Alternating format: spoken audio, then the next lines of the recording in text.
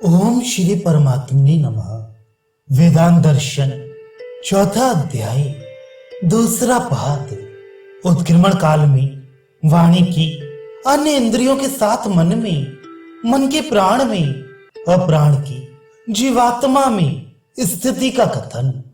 पहले पाद में उपासना विषयक निर्णय करके जिन जीवन मुक्त महापुरुषों का ब्रह्मलोक आदि में गमन नहीं होता, उनको किस प्रकार परमात्मा की प्राप्ति होती है, इस विषय पर विचार किया गया। अब इस दूसरे पाद में जो ब्रह्म विद्या के उपासक ब्रह्मलोक में जाते हैं, उनकी गति का प्रकार बताया जाता है। साधारण मनुष्यों की और ब्रह्म विद्या के उपासक की गति में कहां तक समानता है, ये स्पष्ट करने के लिए पहले साधारण गति के वर्णन से प्रकरण आरंभ करते हैं। पहला सूत्र। वाणी मन में स्थित हो जाती है। प्रत्यक्ष देखने से और वेद वाणी से भी यह बात सिद्ध होती है। व्याख्या।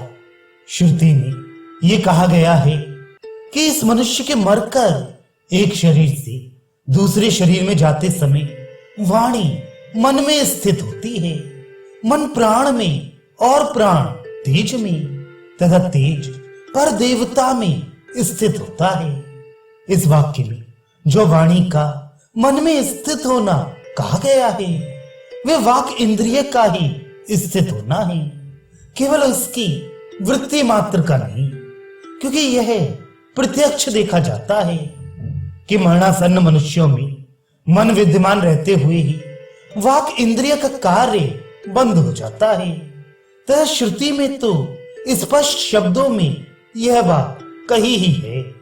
वाणी मन में स्थित हो जाती है, ये कहने के बाद वह अन्य इंद्रियों के विषय में कुछ नहीं कहा गया, केवल मन की प्राण में स्थिति बताई गई। अतः अन्य इंद्रियों के विषय में क्या समझना चाहिए, इस पर कहते हैं दूसरा सूत्र। इसी से यह भी समझ लेना चाहिए कि उनके साथ साथ समस्त इंद्रियां मन में स्थित हो जाती हैं। व्याख्या।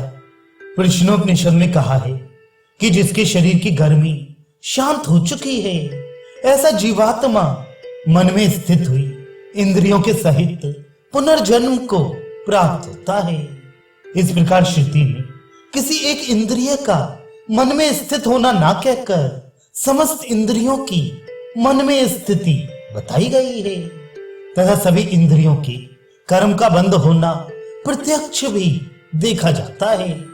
अतः पूर्वोक्त दोनों प्रमाणों से ही यह भी सिद्ध हो जाता है कि वाक इंद्रिय के साथ साथ अन्य इंद्रियां भी मन में स्थित हो जाती हैं। उसके बाद क्या होता है, इस जिज्ञासा पर कहते हैं तीसरा सूत्र। उसके बाद के कथन से यह स्पष्ट है कि वह इंद्रियों के सहित मन प्राण में स्थित हो जाता है। व्याख्या। पूर्वक श्रुति में जो दूसरा वाक्य है मनः प्राणे, उससे यह भी स्पष्ट है कि वह मन इंद्रियों के साथ ही प्राण में स्थित हो जाता है। उसके बाद क्या होता है, इस पर कहते हैं चौथा सूत्र।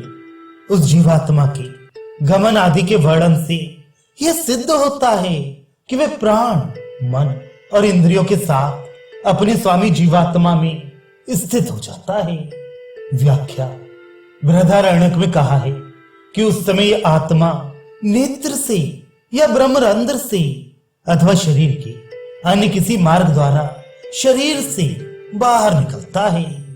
उसके निकलने पर उसी के साथ प्राण भी निकलता है और प्राण के निकलने पर उसके साथ सब इंद्रियां निकलती हैं।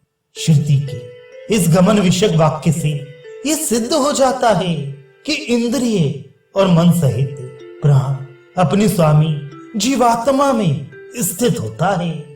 यद्यपि पूर्व श्रुति में प्राण का तेज में स्थित होना कहा है, किंतु बिना जीवात्मा के केवल प्राण और मन सहित इंद्रियों का गमन संभव नहीं।